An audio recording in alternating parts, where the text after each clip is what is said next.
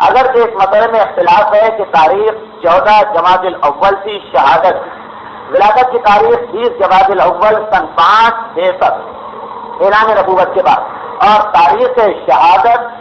زیادہ تحقیق کے بعد یہ سامنے آئی کہ 3 جمادی الثانی سن 11 ہجری، یعنی وہی سال جس سال پیغمبر کی شہادت ہوئی۔ البتہ کچھ علماء نے 13 یا 14 جمادی الاول کی تاریخ کو زیادہ اہمیت دی، لیکن محسن الامین یہ اپنی کتاب کے اندر تحقیق کرتے ہوئے نقل کرتے ہیں کہ در حقیقت خاتون جنت کی شہادت کی صحیح تاریخ ہمیں نہیں پتہ، بلکہ جو روایت ہم تک پہنچی وہ یہ کہ خاتون جنت اپنے باپ کی شہادت کے بعد 95 دن یا 75 دن اس دنیا کے اندر زندہ رہی۔ اب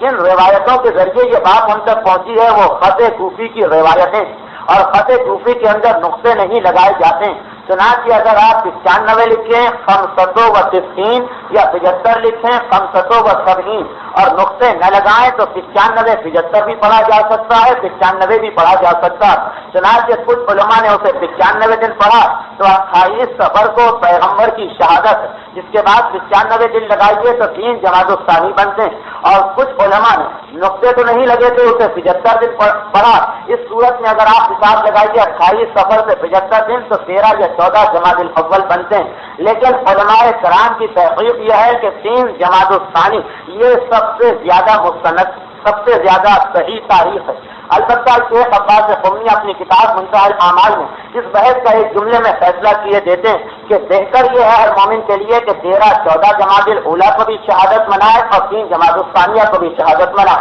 اس لیے کہ دونوں تاریخوں میں احتمال شہادت۔